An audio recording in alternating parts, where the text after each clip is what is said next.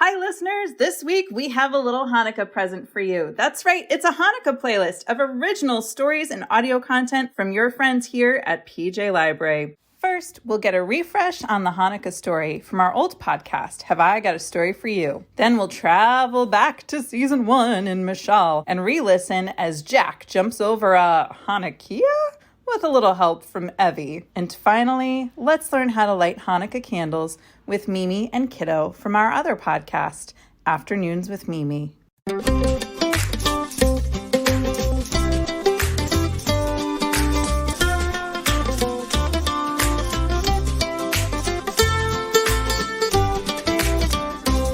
Once upon a time. Rita, don't start that way. We never really start that way. This is a special story, but give it a fancy beginning. A fancy beginning. All right. How about this? Long, long ago, before you were born, before your parents or their parents, or your great-great-great-great-grandparents were born, in the land of Israel, in a city called Jerusalem, there was a beautiful and sacred building, the Holy Temple.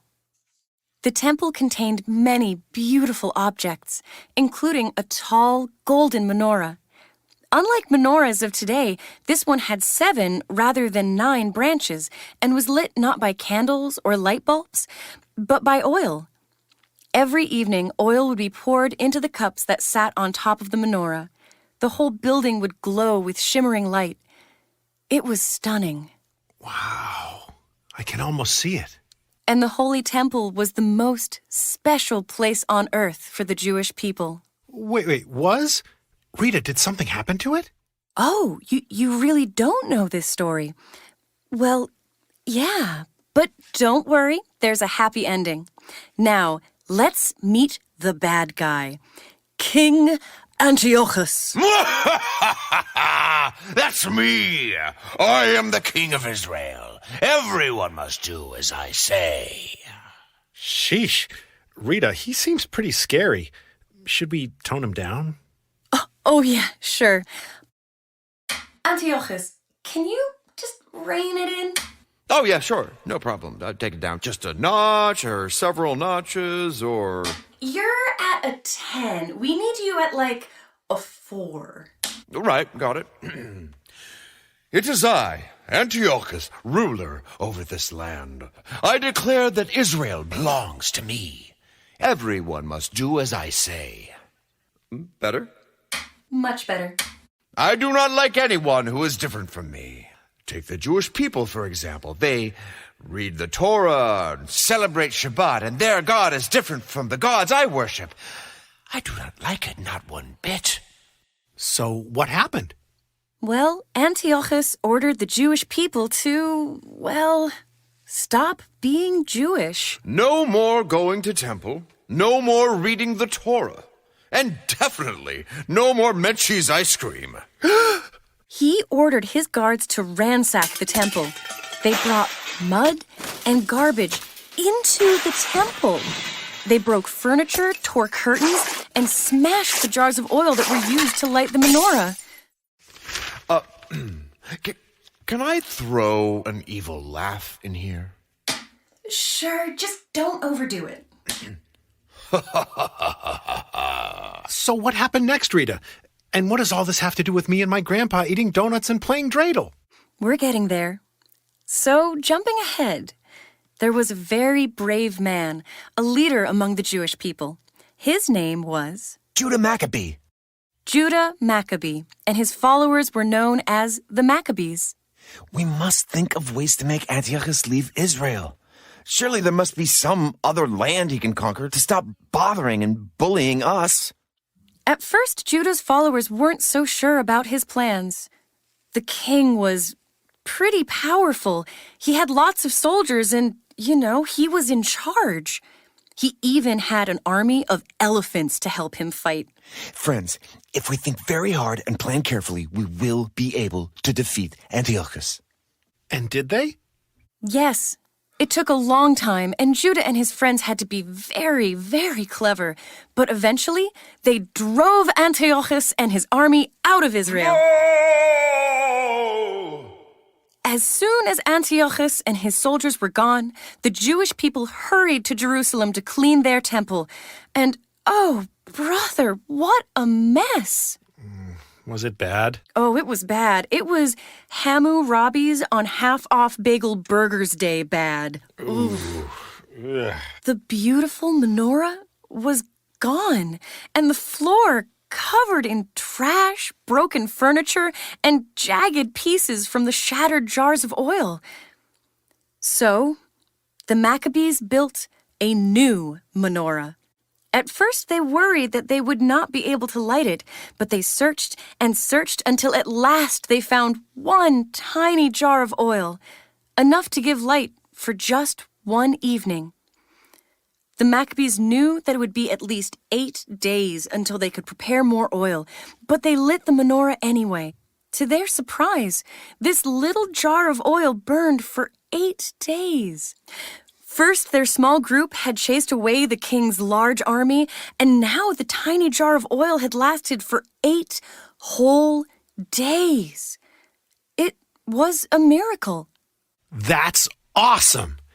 Deep in the basement of Sofa Shalom, there's a dusty library that's really the home of a magical bookcase to another world. When Micah and Miri and their friends are home, where there's wolves and hares living fairy tales, Mr. Sayfair, the golem, and glass shoe sales. So come join us for the magic and mystery, maybe even a bit of Jewish history. Auntie PJ's here to give us a taste of all the adventures beyond the bookcase, beyond the bookcase, beyond the bookcase. Happy Hanukkah, Evie and Blue. Hi, Micah. Happy Hanukkah. Hi, Miri.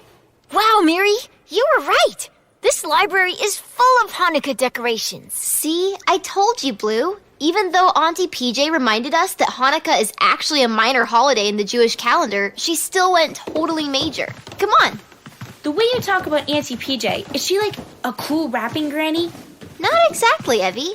Is she a sweet old lady who crochets blankets? Not quite, Evie. But she's your aunt? Well, you see, Blue, she's kind of everyone's aunt. You've just got to meet her. Coconuts, diddly, there they are standing. Oh, hello, kids, and happy Hanukkah. Who are these new exquisite friends? I'm Evie, and I'm very curious about those jewels on that table over there. I always carry a hand lens in my bag, just in case I need to inspect some gems or anthills or build a makeshift fire in case of emergency. I love a gal who comes prepared, and those are from my last trip to Morocco. Look anytime. And this little one over here is... Blue. Like the color. Pleasure to meet ya. Blue's 8, so they're a little younger than we are.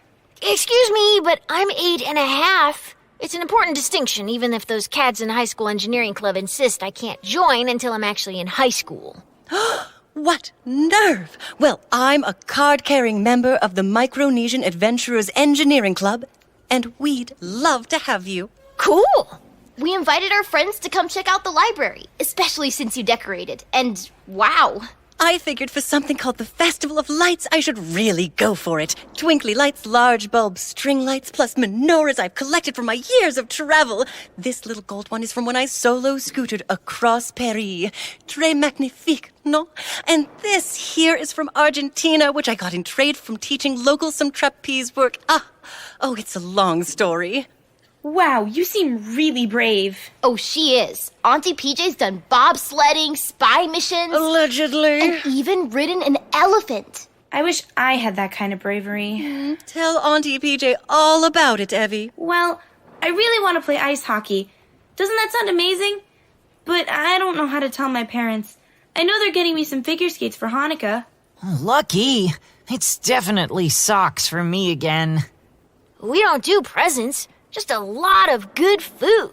That sounds amazing, Blue. And I don't know how to tell them I want hockey skates because I want to join the team. It stressed me out so much. I feel like I'm afraid of everything now and... Sounds like you just need a good old shot of Ometz Lev. Ometz Lev? Yes, young scholars. Ometz Lev means courage of the heart in Hebrew. Maura J. has a fabulous lesson all about it. So, just like bravery? Not bravery, courage. Bravery is an act, but courage, well, that's something different. That comes from your heart.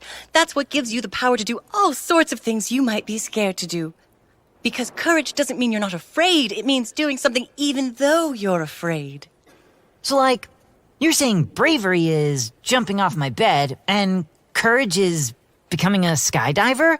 Well, that's more being a thrill seeker. You see, Micah, an act of bravery can lead to courage. Like when I was a kid, I was terrified of speaking in front of people. Ah, glossophobia. What? It's the fear of public speaking. It's actually very common. And you had this, Auntie PJ? But you talk to practically everyone now. I saw you give a lecture to 100 people on the social structure of lemurs. Fascinating. Goodness, yes, my knees would go weak and I would be sweaty and my throat felt all... Constricted? Excellent word. Exactly. That's just how I feel about talking to my parents. How'd you get over it, Auntie PJ? The only way to live in courage is to practice. Ometz Lev, it's in me. It's been in our people for thousands of years. And it's in all of you, including you, sweet Evie. Then why have I never heard of it before? Oh, but you have. Do you know the Hanukkah story?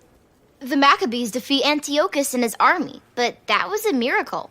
Aha! So, the actual miracle was the candles staying lit for 8 days, but beating a large, better equipped, better funded, super scary army, that was Ometz Lev. Ah, well, it was worth a shot. Why don't you kids have a look around while I hang my pièce de résistance, a giant neon menorah from Cleveland? Ooh, the older bookcase in the back has some very, very interesting volumes on it. Ah, PJ, you've outdone yourself this time. Come on, everybody. We didn't really have just decorations to show you. Micah and I need to tell you about something incredible. If it works again. What in the world are you talking about? To the oldest, dustiest, and weirdest bookcase in the library. It's so crowded and dusty back here. It's almost impossible to see where we're going. I'm okay. Evie, look at this book that fell out. Jack Be Nimble, a Hanukkah story. Blue, what are you talking about? Jack Be Nimble? That's a nursery rhyme, not a... Whoa. It's glowing. The book is glowing. And what's that sound? Here we go again. What's happening? Hold on, everybody.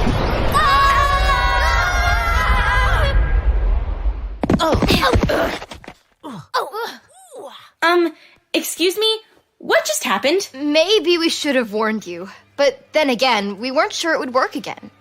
Auntie PJ's library is kinda magical. We discovered it recently. That's not scientifically possible.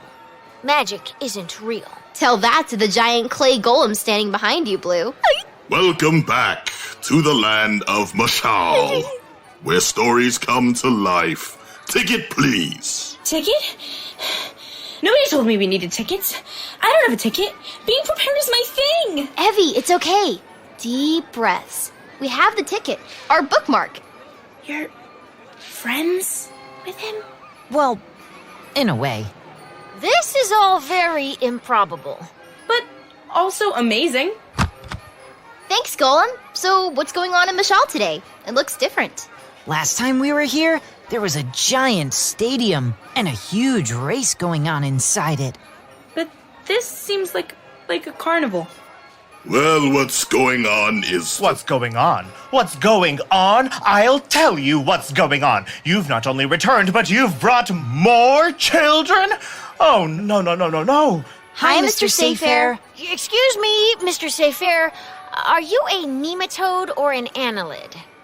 Ah, now here is a child with a thirst for learning the world as it is, which I can much appreciate. I am a bookworm, and that is the long and short of it. What what's going on at that carnival over there? Can we go play? Carnival? What carnival? I certainly don't see a Mashal's annual Festival of Lights extravaganza, nor do I see a large crowd gathered to watch Jack perform amazing feats of strength and agility. Why do I always do that? That sounds awesome. And impressive. Well, today, no feats of strength or agility. Jack is just standing there. I wonder why. Where? I can't see anything.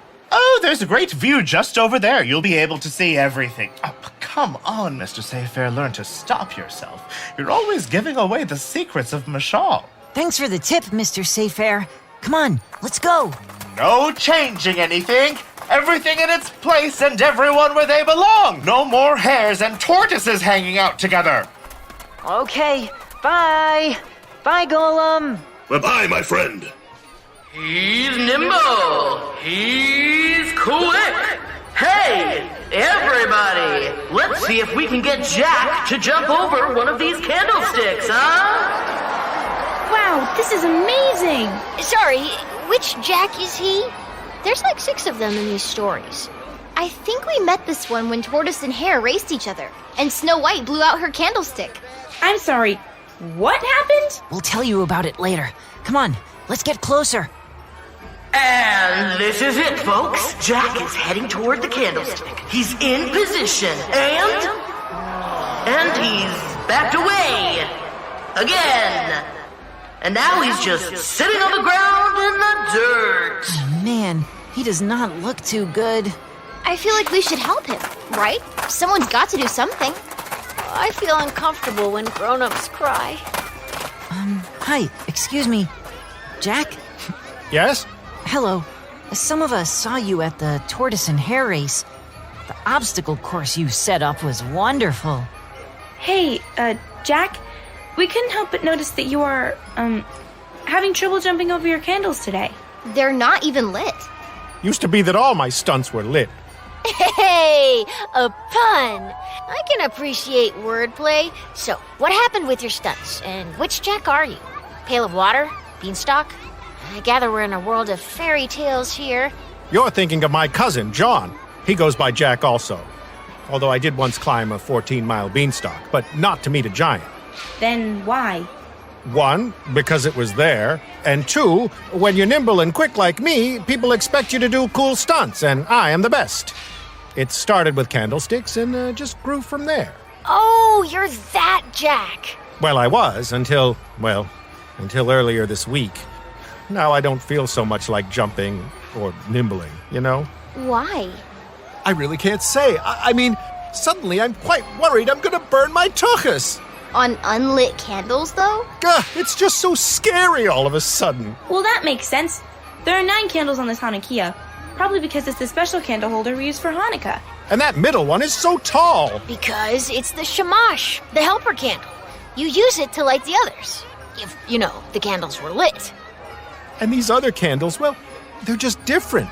Usually I jump over Shabbat candles, standard, plain, simple, but these, well, they're made of beeswax and they're colorful and the texture is funny and they're all different heights and it's all just too much. Jack, if you're so nervous, then why'd you bring a crowd together with an announcer? Well, the candle jump is an annual tradition at the Mashal Festival of Lights, but I've never jumped a Hanukkah before. I figured if the crowd got together, it would pump me up to do a trick, but now I'm just scared of the crowd. It's making my anxiety so much worse. Wait here.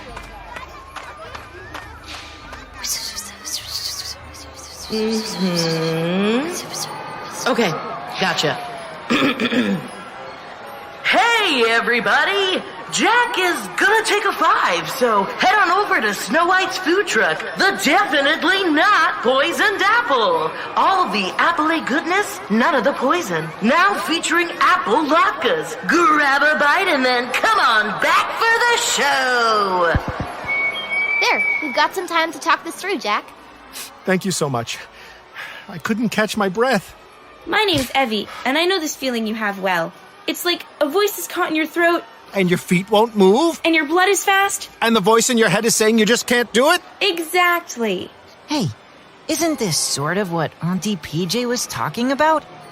Omar Lex? Ometz Lev. She called it courage of the heart.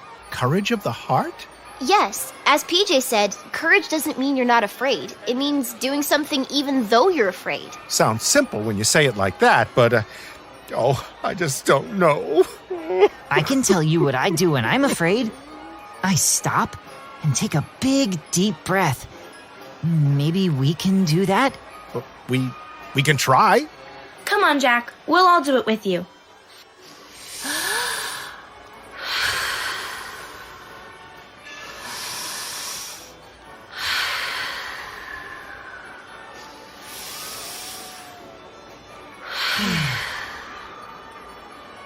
That was nice. What we're doing is calming our central nervous system. Oxygen is wonderful for that. You sure do know a lot, kid. What do you do when you're scared? To be honest, it helps me to look at a problem logically.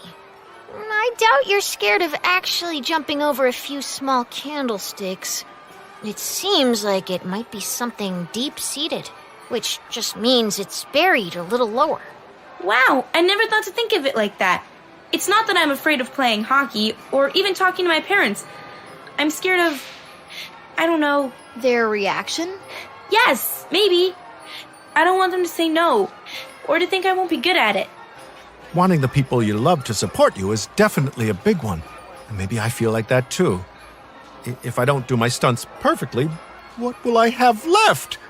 What will people think? Oh, no. Hey, dude, you're really getting in your head. I know what it's like to be scared to show off a stunt to people. It's like when I learned the slack line at camp. And you were scared?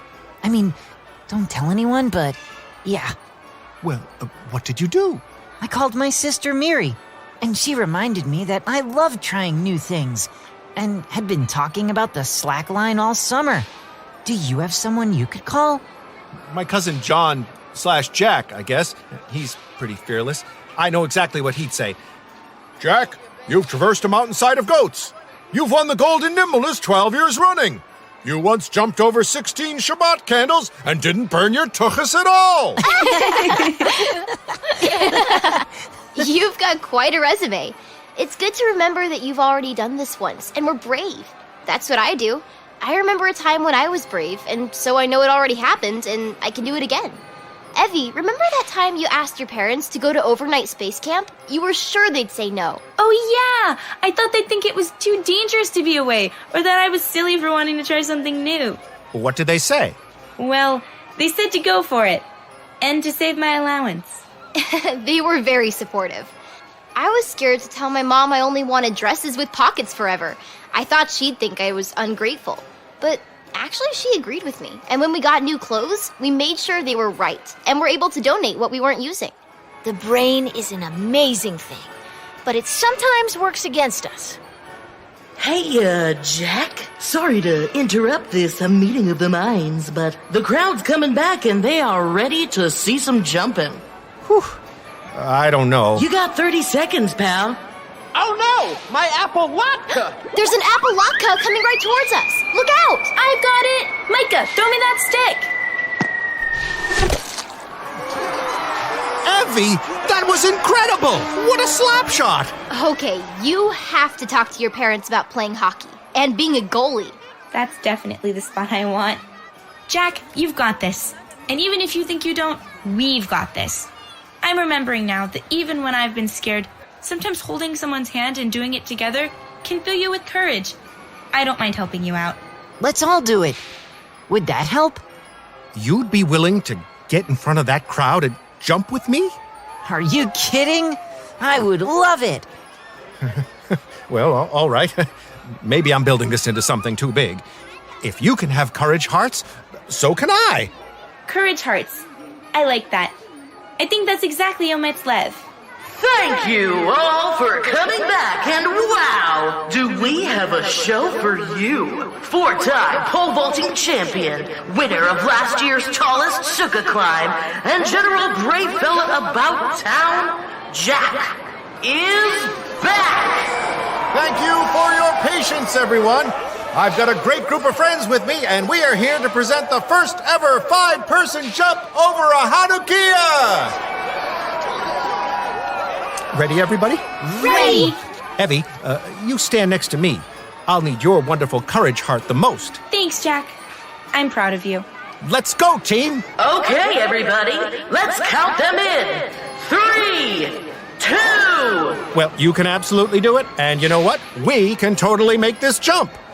Everybody holding onto their latkes now? Yeah, sorry. Announcer, give us that countdown one last time. All right. 3, 2, 1,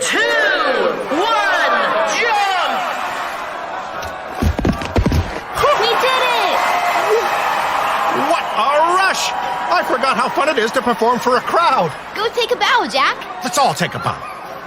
Thank you, everyone, for staying for my feats of agility. I know I've been away for a bit, but I'll be here all week, and tomorrow we're lighting the candles.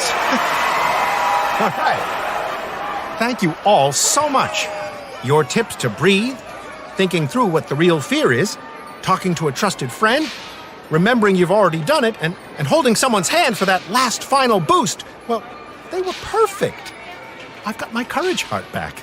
I think I do too. I'm ready to talk to my parents. Yay! And looks like you'll get the chance sooner rather than later. That portal's opening back up again. Oh man, I wanted a definitely not poisoned apple. Maybe next time. Thank you, everybody. Bye, Jack.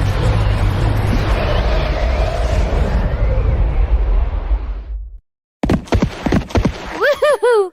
That seemed incredibly impossible. And yet... Wait, that did happen, didn't it? It sure did. Look at our bookmark. It has the stamp that Golem put in. Oh no! I wonder if PJ was worried about where we were. Let's go find her. PJ! Aha, there you all are. I just finished frying some delicious jelly donuts for us all, and... Why do you smell like a carnival? PJ, the bookcase opened up again. And we went to Mashal, and the Golem stamped our bookmark. And we met a very brusque worm who I definitely believe was from the Nematode phylum. Oh. And we jumped over candlesticks with Jack. And I think I really get Omet's left now. Thanks, PJ. Thank me for what? I saw nothing. I was merely piping jelly. My hands were all busy. Jelly was everywhere. You know how it is. Anyway, thanks for having us over. I definitely have something important to talk to my parents about as soon as I get home. I love to hear it. Please come grab these snacks while they're hot before you head out. And maybe you can recap your lecture on lemurs. Oh, I thought you'd never ask.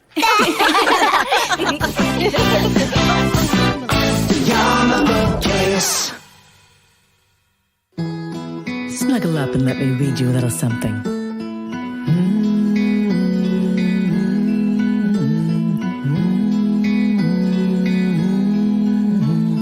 Grab a seat, a bite to eat, and settle right in. For hugs, snuggles, stories, and more, and so many sweet things in store.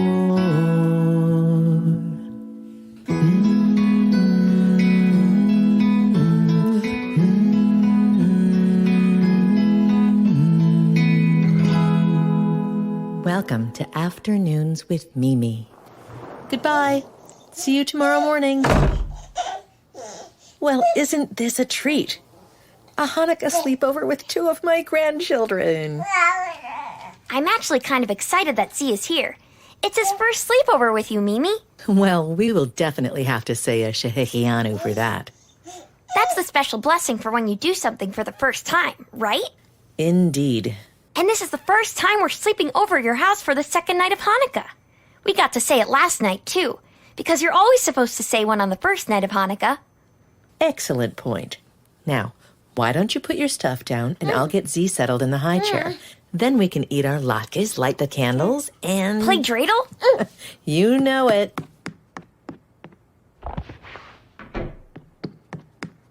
I'm ready to help.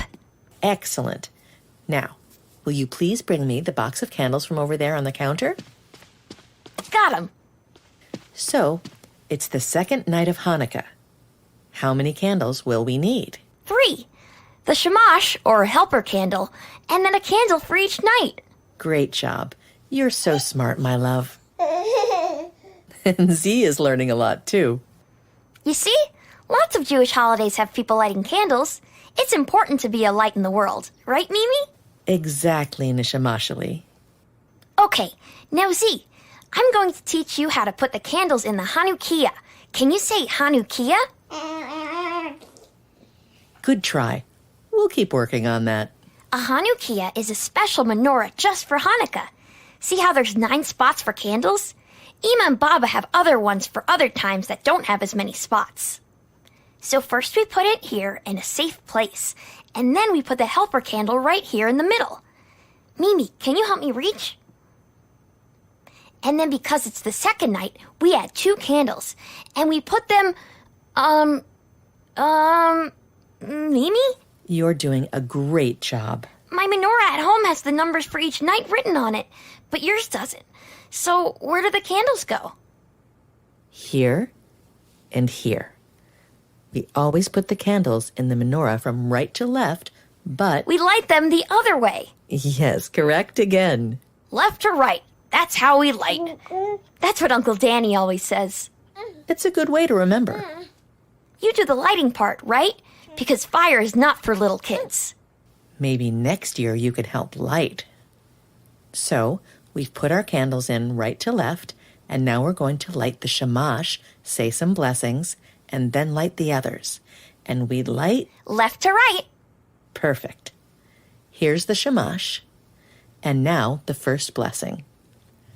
Baruch atah Adonai, Eloheinu melech haolam, asher kadshanu b'mitzvotav v'tzivanu lahadlik ner shel Hanukkah. Mimi, can I say it in English? Go right ahead. Dear God, creator of our world, thank you for giving us rules that make our lives special and for teaching us to light these Hanukkah candles. Wonderful. And now light the other candles, left to right. And now we say, Baruch atah Adonai, Eloheinu melech haolam, she'asa nisim la'avotenu, bayamim chahem, bazman chazeh. And do you know the English for this one? Yes. Dear God, creator of our world, thank you for performing miracles for our ancestors, long ago and now. Perfect. Mimi, you're forgetting something. The Shehechianu? Yup. Will you try it with me? Sure, I think I know this one. Baruch atah Adonai, Baruch atah Adonai, Eloheinu melech haolam, Eloheinu melech haolam, Shehechianu v'kiyamanu, Shehechianu v'kiyamanu, v'higianu, v'higianu, lazman hazeh. lazman hazeh. Dear God, creator of our world, thank you for keeping us alive so we can celebrate this important moment. Perfect. Perfect.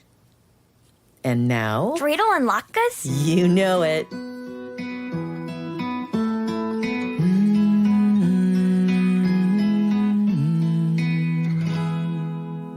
Whether you listen to these stories while you're snuggled up, enjoying the glow of the candles, or driving over to a friend's house for a latke cook-off, we hope you have a bright and gorgeous Hanukkah. Hag Sameach, everyone!